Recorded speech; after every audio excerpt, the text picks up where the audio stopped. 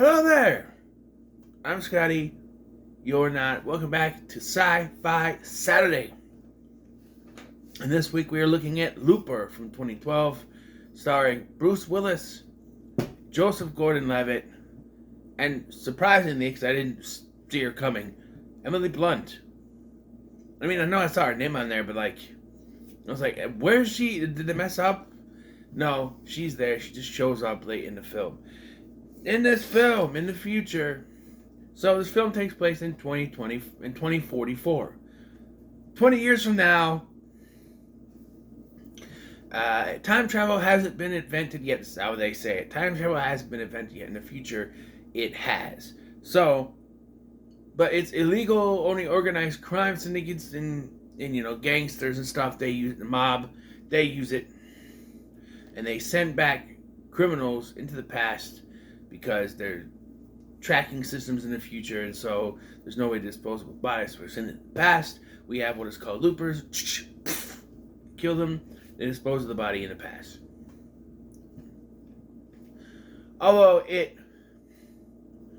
And so Joseph Gordon-Levitt, we'll get to my issue there in a minute.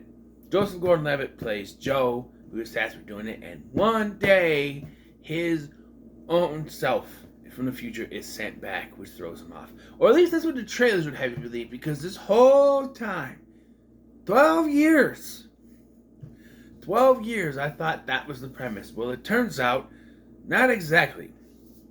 As it turns out, there's a reason why they call them loopers. In 30 years, so at one point, you will be tasked with killing your future self. Closing the loop is what it's called. And then you basically have 30 years before it happens to you. So here's my issue. So I enjoyed this movie for what it was, but I didn't like the ending. I felt the ending was too much of a cop-out. Oh, it's like it was a first draft ending. Like, he does this, boom, and they just went with it. Like, it felt like it was a first draft ending. I'm like, really? You couldn't give anything better than that? The obvious way, the obvious action is what you went with? The obvious course of action? That's what I should say. Excuse me. I just had lunch. Turkey salad. So the obvious course of action is what you go with? It seems like a first draft ending that should have been rewritten, in my opinion. Okay, so here's what I was going to say earlier. So, the whole thing is that they send these people back to get killed and then dispose of the bodies. Right? They shoot them, dispose of the bodies. So, why can't you just kill them in the future and send the bodies back to be disposed? Now, of course, that would negate the loopers, closing the loop aspect, because you would be able to. Well, actually, it wouldn't, because you could still send the dead body back, and then they'll see it. Oh, it's, and that would be like, it's me, Yeah. I remember when the trailer came out with this, and I was a little iffy because of. For some reason, they couldn't just have Joseph Gordon-Levitt look like himself. They had to put prosthetics on his face to make him look like Bruce Willis, and it threw me off. And still, he's doing a good job being Bruce Willis, young Bruce Willis, but it's still at least on my side, I didn't get used to it, because it's I know what they're trying to do, but it's off-putting when Joseph Gordon-Levitt doesn't look like that. We've seen plenty of movies where we have a younger version of this character looks like this. Apparently Robert De Niro will grow up to look just like Marlon Brando, according to The Godfather. We didn't question that, now did we? No? Right? I'm just saying. Let me tell you, we have seen Robert De Niro grow up. He looks nothing like Marlon Brando, but that still worked in the movie, right? Yeah. Michael Fassbender and James McAvoy, when they get older, they're going to look like Patrick Stewart and Ian McKellen. Right? According to what we've been told. If they ever get older, because in 40 fucking years they never aged, apparently, according to the movies. Couldn't give them gray hair. That's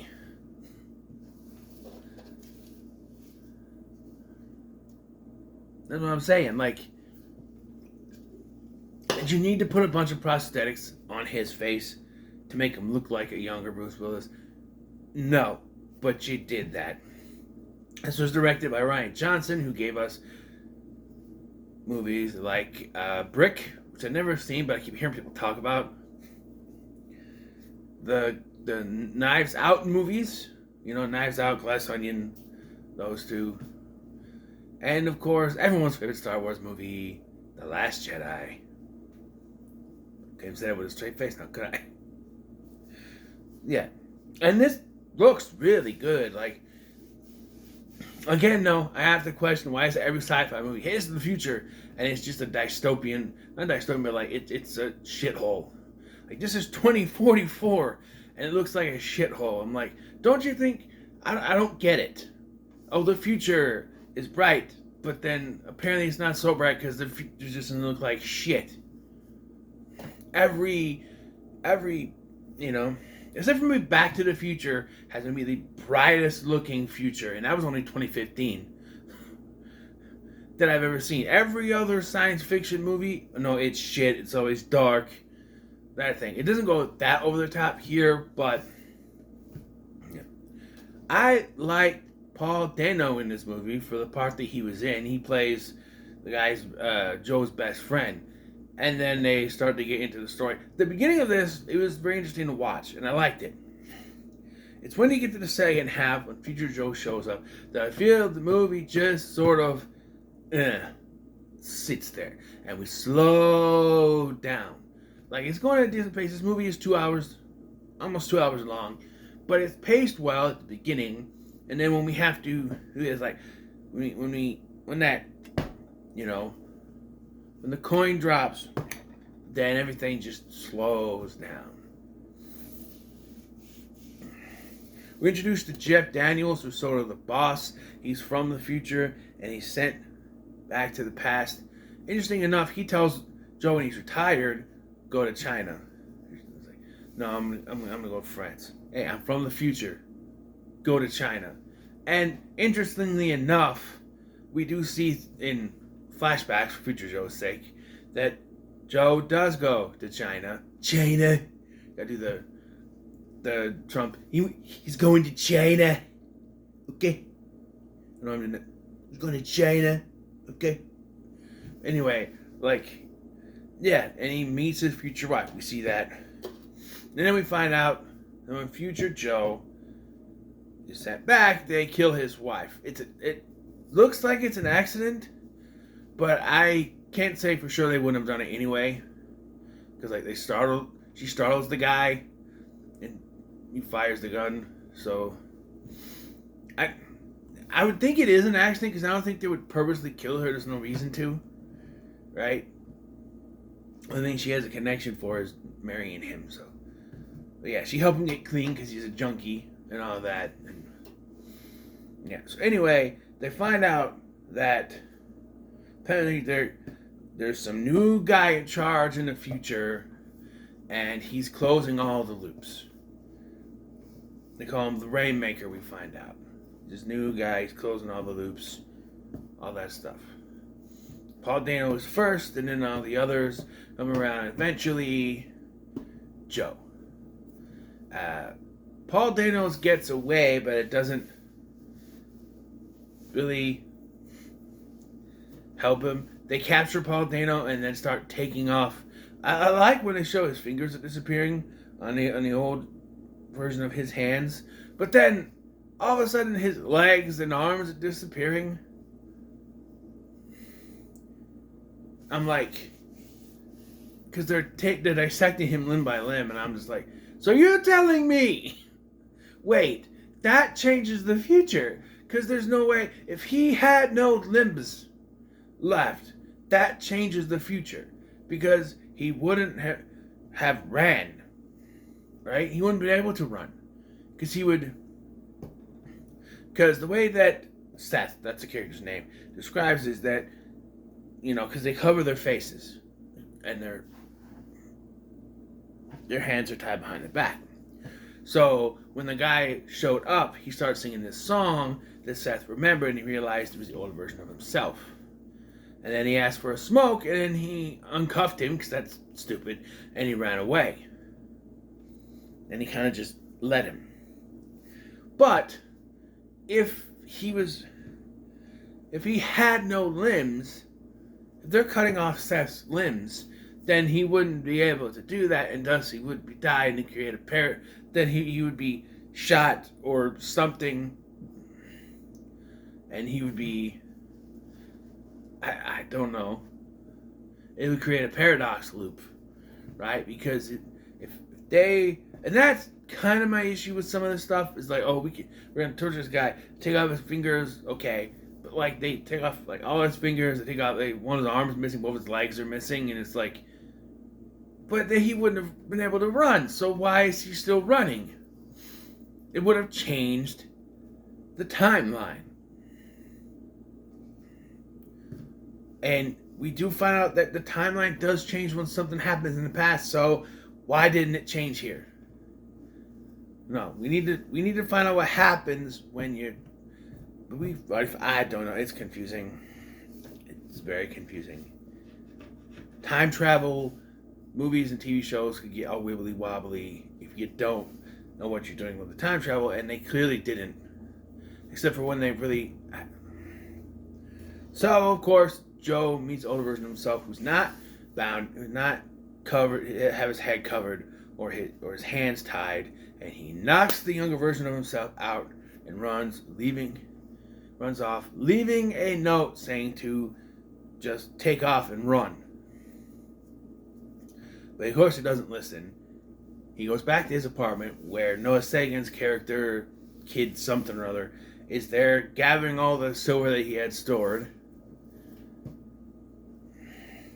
And that's another thing. So with Paul Dano's character, with Seth, he was already running when things happened.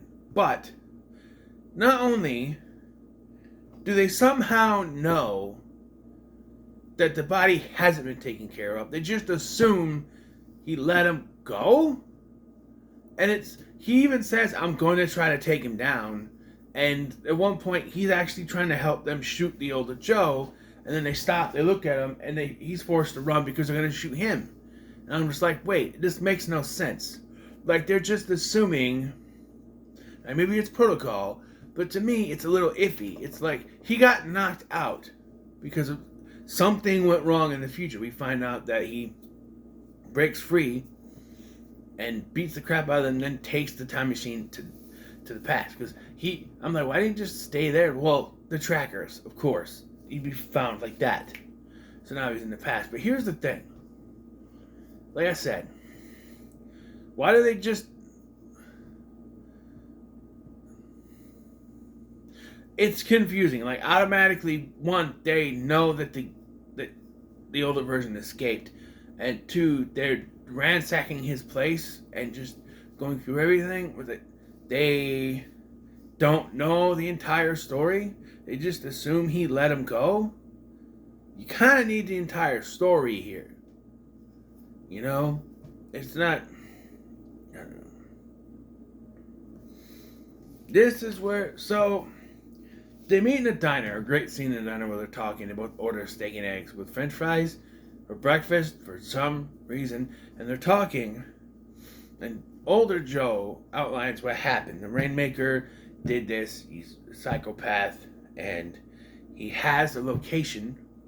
Somehow, he's able to. He was told by someone in the future that this kind of number, and he has a location where this guy lives in 2044. So, this leads us to Emily Blunt's character, Sarah.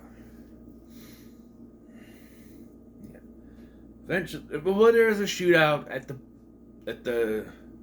the diner, but eventually they were get separated. He goes through the cornfield. He finds Sarah, and as soon as they showed the little kid, I knew what the hell was gonna happen. I'm like, oh, it's the kid. Of course it is. They showed me, I'm like, is it her? Is she the Rainmaker in the future? And then as soon as they show she had a kid, I'm like, it's the kid.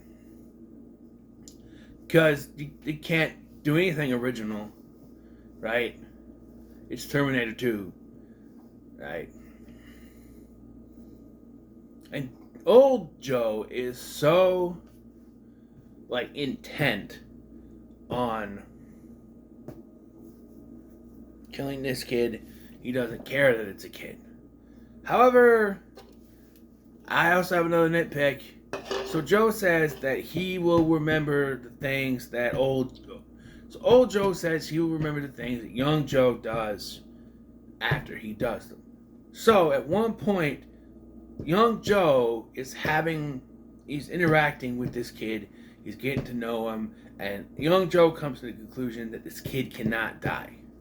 Comes to the realization that it is this kid, and he can't let him die.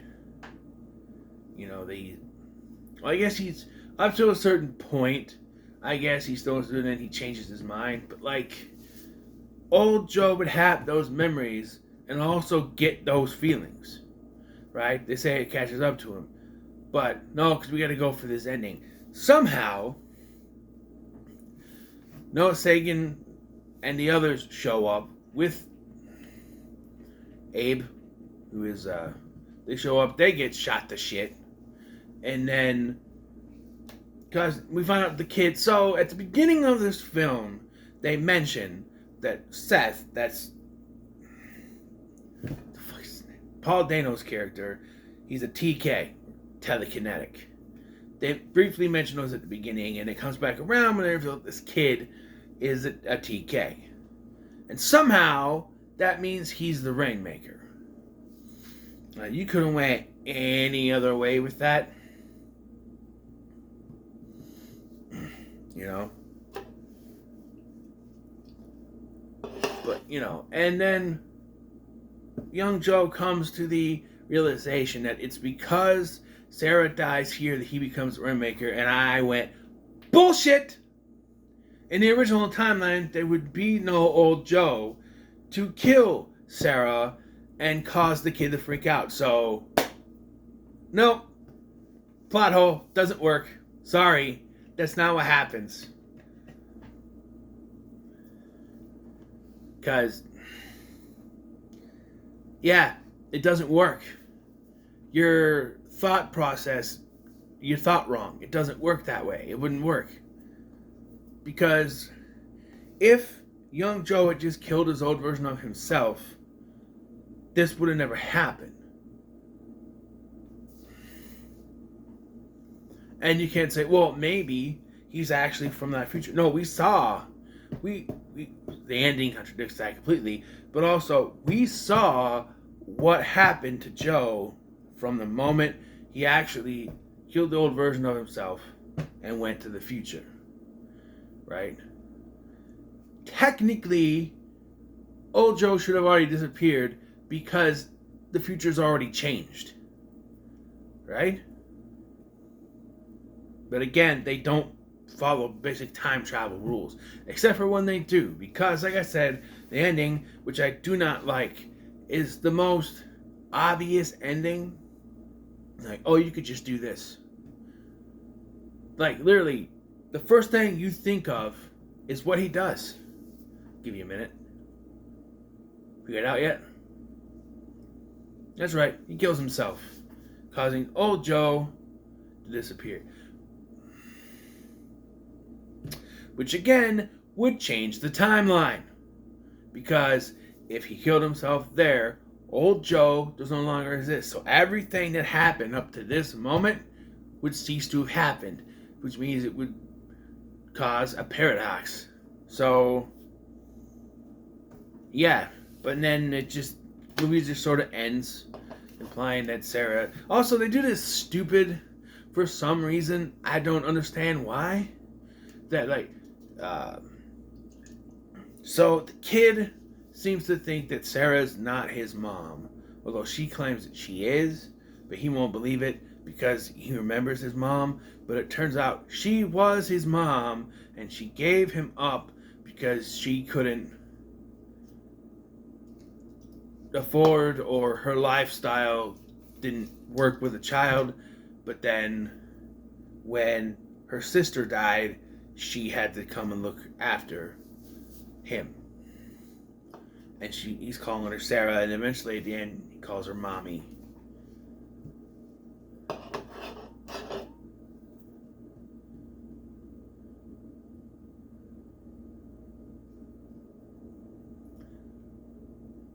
Don't like the ending. So, as I like to do with endings I don't like, how would I have done it? Well, I've been sitting here in my mind trying to think of a way for it to work, and the only way I can see fit is if... So, he's about to kill Sarah. Just as he's about to, young Joe jumps in the way. He just stands there. Old Joe yells, "Get out of the way!" No. And you're not going to shoot me. You need me. You shoot me, you kill me, you'll die. So it's sort of a standstill. Sarah runs into the cornfield and hides with her son, where the two have sort of a standoff.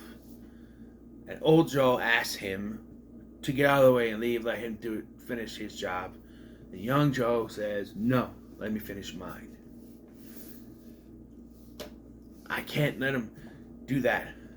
Take her away from me. I won't let him. What if I can promise you I can get him to grow up, be nice, not like this, not the way that he is? What if I can make him change?" You can't make him change. It's his destiny. It's not. It's not his destiny. You can change your own destiny, right? Just tell me when and where you meet her and I'll be there.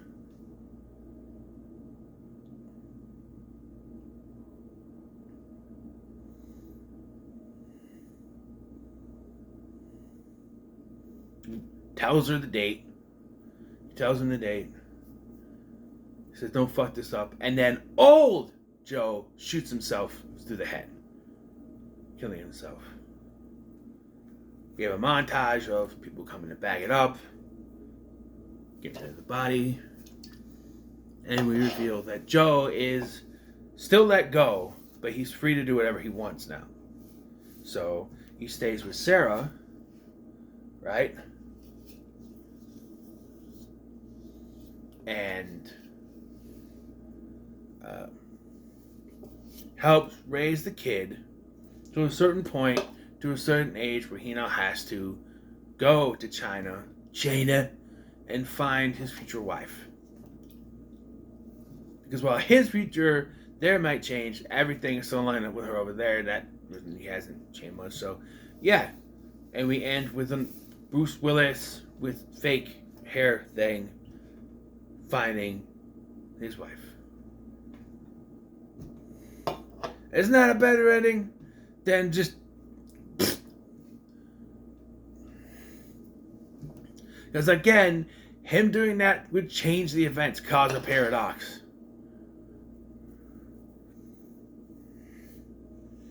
Because it's that paradox. But wait, if you shoot yourself, then the old version of you will disappear, which means he'll never come back to cause you to do that, which means paradox. You can't do that. Yeah, but it's the easy way out. It's, like I said, first draft of a script writing. Like, he just shoots himself and dies, and the old one disappears. There, ending. And nobody looked at it and said, "No, that's the easy way out. You can't think of anything else. That is the easiest way out. You could have went with this."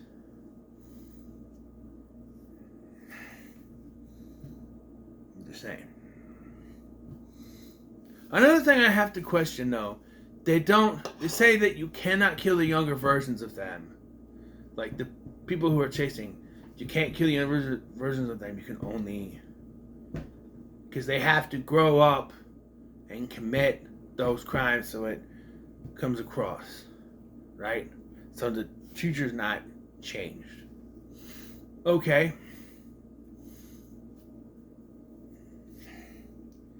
My ending, the future would change. He wouldn't be a criminal, and oh, wait a minute. He'd have to still commit crimes. I just thought of that. If he doesn't grow up, if he doesn't become a criminal, he won't. Well, no. I guess you would have to if you were a looper and you were doing that. You're technically already a criminal, so it doesn't matter what you do from that point on, because you'd still be sent back. Okay, never mind. Anyway, I'm gonna give this. I'll give it a very high middle of the road. I liked it, but the ending. There you go. No.